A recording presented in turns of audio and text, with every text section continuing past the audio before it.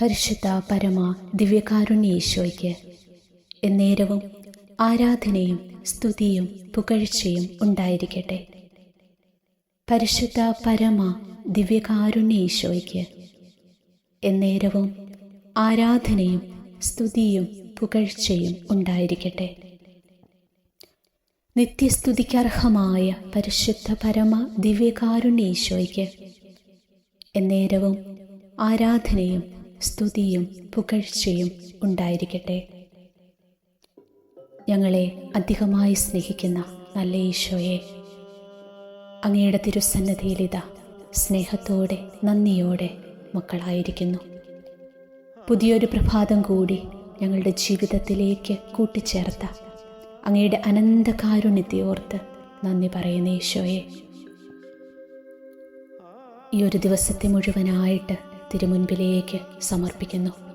ഞങ്ങളുടെ പ്രിയപ്പെട്ടവരെ എല്ലാം സമർപ്പിച്ച് പ്രാർത്ഥിക്കുന്നു. ഈശോയെ ഏറ്റെടുക്കണമേ, അനുഗ്രഹിക്കണമേ. ഈ ഒരു ദിവസം മുഴുവൻ അനുഗ്രഹത്തിൻ്റെ ദിനമായി മാറട്ടെ. ഈശോ, അങ്ങ് ഞങ്ങളുടെ കൂടെ ഉണ്ടായിരിക്കണമേ. ഞങ്ങളുടെ യാത്രകളിൽ, ജോലിയിടങ്ങളിൽ, പഠന മേഖലകളിലെല്ലാം ഈശോയെ നിൻ്റെ സാന്നിധ്യം, നിൻ്റെ സഹായം ഞങ്ങളുടെ കൂടെ ഉണ്ടായിരിക്കട്ടെ എന്ന് പ്രാർത്ഥിക്കുന്നു. പ്രിയമുള്ളവരെ, ഒരു നിമിഷം നമുക്ക് ശാന്തമാകാം. ഈശോയുടെ നേരെ സ്നേഹത്തോടെ ഒന്ന് നോക്കിക്കേ. ഞാൻ എല്ലാ ദിവസവും രാവിലെ ഉണർന്നു കഴിഞ്ഞാൽ ആദ്യം ചെയ്യുന്നത് എൻ്റെ ഒരു മൊബൈലിൽ ദിവ്യകാരുണ്യ ആരാധനയുടെ എപ്പോഴും ലൈവ് പോകുന്ന ചാനലുകളുണ്ട്. ഞാനതെടുത്ത് അതിലുറക്ക പ്രാർത്ഥനകളൊന്നുമില്ല, നിശബ്ദമായിട്ടുള്ള ആരാധനയാണ്. ആ ലൈവ് ആരാധനയിൽ ഞാൻ കുറച്ച് നേരം പങ്കെടുക്കും.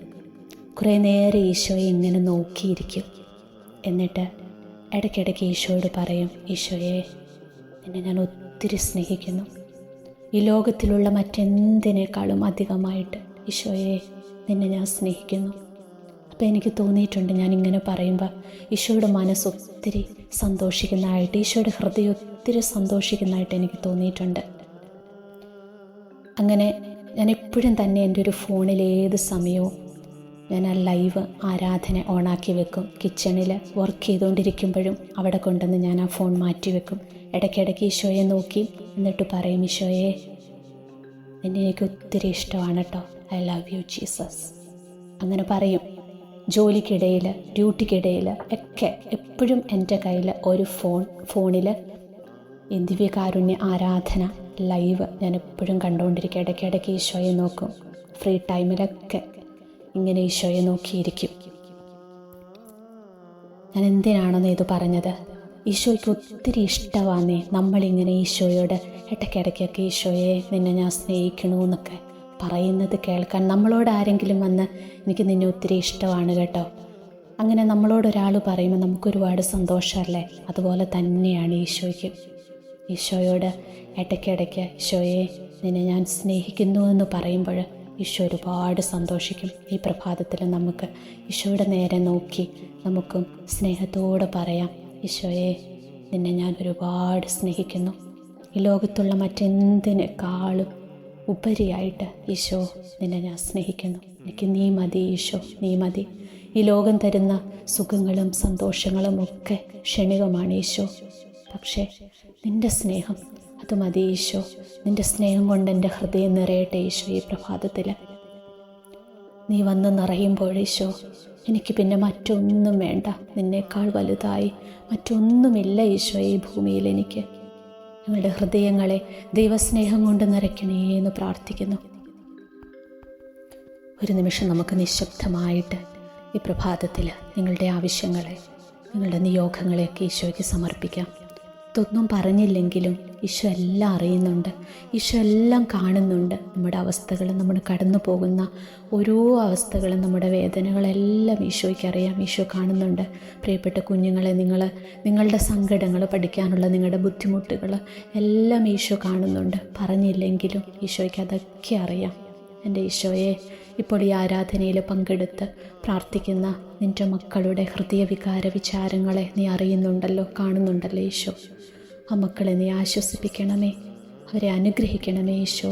ഞാൻ ഈ സമയം നിൻ്റെ മക്കൾക്കായിട്ട് പ്രാർത്ഥിക്കുകയാണ് കർത്താവേ. അവരുടെ ഹൃദയ നൊമ്പരങ്ങളെ ഈശോ നീ ഏറ്റെടുക്കണമേ, അവരെ ആശ്വസിപ്പിക്കണമേ. നിങ്ങൾക്കു വേണ്ടി വിഭജിതമാകും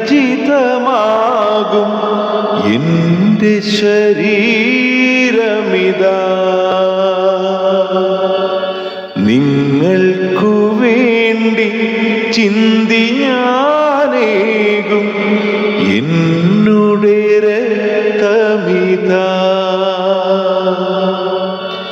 നിങ്ങൾക്കു പുതുജീവനേകാൻ, നിങ്ങളെ പുതു സൃഷ്ടിയാക്കാൻ എൻ്റെ ശരീരമിതാ, എൻ്റെ രക്തമിതാ.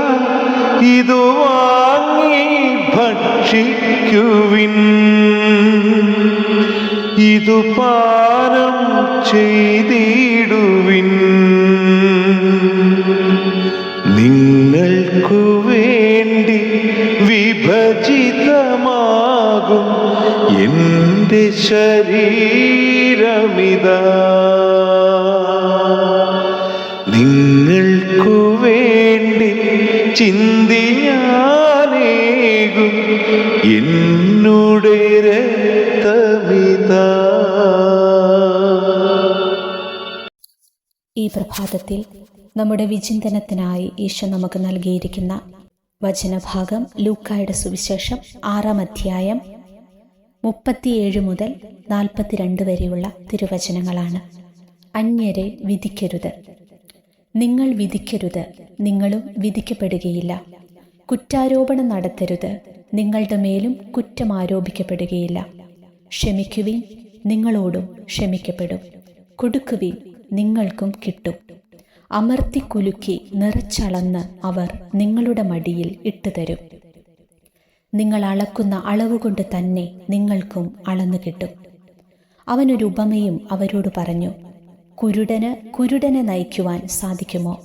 ഇരുവരും കുഴിയിൽ വീഴുകയില്ലേ? ശിഷ്യൻ ഗുരുവിനേക്കാൾ വലിയവനല്ല. എന്നാൽ എല്ലാം പഠിച്ചു കഴിയുമ്പോൾ അവൻ ഗുരുവിനെ പോലെയാകും. നിന്റെ സഹോദരന്റെ കണ്ണിലെ കരട് നീ കാണുകയും സ്വന്തം കണ്ണിലെ തടിക്കഷ്ണത്തെ ഗൗനിക്കാതിരിക്കുകയും ചെയ്യുന്നതെന്ത്?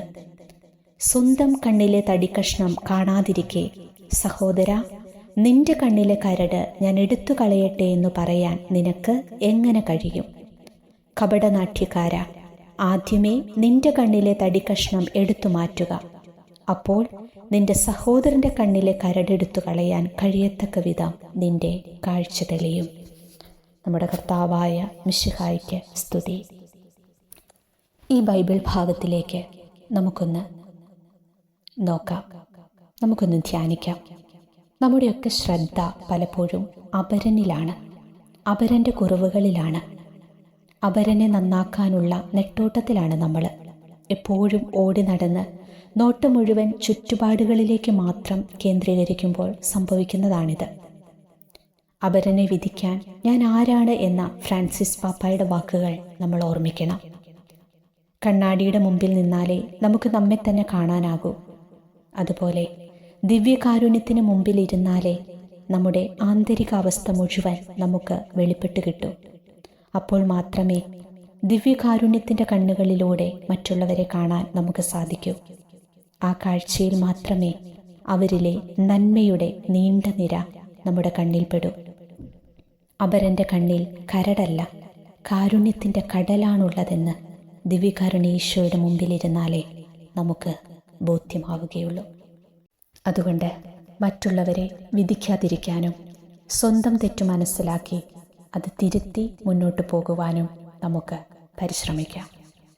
ഒരു നിമിഷം നമുക്ക് നമ്മുടെ ഭവനങ്ങളെല്ലാം കർത്താവിൻ്റെ സംരക്ഷണയ്ക്കായി ഭരമേൽപ്പിച്ചുകൊണ്ട് നമ്മെയും നമ്മുടെ പ്രിയപ്പെട്ടവരെല്ലാം കാത്തുപരിപാലിക്കണമേ എന്ന് നമുക്ക് പ്രാർത്ഥിക്കാം. ഉൽപ്പത്തിയുടെ പുസ്തകം 28-ാം അധ്യായം 17-ാം തിരുവചനം. തീർച്ചയായും കർത്താവ് ഈ സ്ഥലത്തുണ്ട്. ഇത് ദൈവത്തിൻ്റെ ഭവനമല്ലാതെ മറ്റൊന്നുമല്ല, സ്വർഗത്തിൻ്റെ കവാടമാണിവിടം. ഓ ദൈവമേ, അങ്ങയുടെ ഈ ഭവനത്തെയും ഇതിൽ വസിക്കുന്ന ഞങ്ങളെയും പഠനത്തിനും ജോലിക്കുമായി വിദൂരങ്ങളിൽ കഴിയുന്ന ഞങ്ങളുടെ പ്രിയപ്പെട്ടവരെയും അങ്ങയുടെ സംരക്ഷണത്തിനായി ഇതാ ഭരമേൽപ്പിക്കുന്നു. ആപത്തനർത്ഥങ്ങൾ, ആക്രമണങ്ങൾ, രോഗപീഠകൾ, പാപക്കിണികൾ തുടങ്ങി എല്ലാ തിന്മകളിൽ നിന്നും ഞങ്ങളെ കാത്തുകൊള്ളണമേ. ഞങ്ങളിൽ ആരും സത്യവിശ്വാസത്തിൽ നിന്ന് വ്യതിചലിക്കാനോ അബദ്ധസഞ്ചാരങ്ങളിൽ പെടാനോ ഇടവരുത്തരുതേ എന്ന് പ്രാർത്ഥിക്കുന്നു. സന്യാസ വൈദിക ദൈവവിളികൾ നൽകി ഞങ്ങളുടെ കുടുംബത്തെ അനുഗ്രഹിക്കണമേ. വിവാഹബന്ധത്തിലൂടെ ഇവിടേക്ക് കടന്നു വരുന്നവരും ഇവിടെ നിന്ന് മറ്റു ഭവനങ്ങളിലേക്ക് അയക്കപ്പെടുന്നവരുമായ ഞങ്ങളുടെ മക്കൾ വഴി കുടുംബങ്ങൾ അനുഗ്രഹിക്കപ്പെടട്ടെ. കഴിഞ്ഞ കാലങ്ങളിൽ ഈ ഭവനം ഏതെങ്കിലും തരത്തിലുള്ള പാപം മൂലം മലിനമാകാൻ ഇടവന്നിട്ടുണ്ടെങ്കിൽ ഞാൻ മാപ്പ് ചോദിച്ചു പ്രാർത്ഥിക്കുന്നു. അങ്ങയുടെ തിരുരക്തം കൊണ്ട് കഴുകി വിശുദ്ധീകരിക്കണമേ. ഞാൻ അതിനു ചുറ്റും അഗ്നി കൊണ്ടുള്ള കോട്ടയായിരിക്കുമെന്ന വാഗ്ദാനമനുസരിച്ച് ഞങ്ങളുടെ ഭവനത്തിന് സംരക്ഷണം നൽകണമേ. ഈ ഭവനത്തെ വിശുദ്ധിയുടെ വിളനിലവും എല്ലാവർക്കും ഒരനുഗ്രഹവുമാക്കി തീർക്കണമേ. പരിശുദ്ധ അമ്മേ, വിശുദ്ധ പിതാവേ, സകല വിശുദ്ധരെ മാലാഖമാരെ ഞങ്ങൾക്ക് വേണ്ടി അപേക്ഷിക്കണമേ. ആമേൻ. നമ്മെ എല്ലാവരെയും ഒരിക്കൽ കൂടി ഈശോയുടെ കരങ്ങളിലേക്ക് കൊടുത്തുകൊണ്ട് പ്രാർത്ഥിക്കാം. ഈശോയെ, ഇത്രയും സമയം നിന്റെ മുൻപിലായിരുന്നു കൊണ്ട് പ്രാർത്ഥിക്കുവാൻ, നന്ദി പറയുവാൻ, ഞങ്ങളുടെ ജീവിതങ്ങളെ പൂർണ്ണമായി സമർപ്പിക്കുവാൻ അനുഗ്രഹിച്ച ഈ സമയത്തെ ഓർത്ത് നന്ദി പറയുന്നു. പരിശുദ്ധ പരമ ദിവ്യകാരുണ്യ ഈശോയ്ക്ക് എന്നേരവും ആരാധനയും സ്തുതിയും പുകഴ്ചയും ഉണ്ടായിരിക്കട്ടെ. ഞങ്ങളെ എല്ലാവരെയും അനുഗ്രഹിച്ചുകൊണ്ടിരിക്കുന്ന പരിശുദ്ധ പരമ ദിവ്യകാരുണ്യ ഈശോയ്ക്ക് എന്നേരവും ആരാധനയും സ്തുതിയും പുകഴ്ചയും ഉണ്ടായിരിക്കട്ടെ. ലോകം മുഴുവനും നിറഞ്ഞു നിൽക്കുന്ന പരിശുദ്ധ പരമ ദിവ്യകാരുണ്യ ഈശോയ്ക്ക് എന്നേരവും ആരാധനയും സ്തുതിയും പുകഴ്ചയും ഉണ്ടായിരിക്കട്ടെ. ആമേൻ.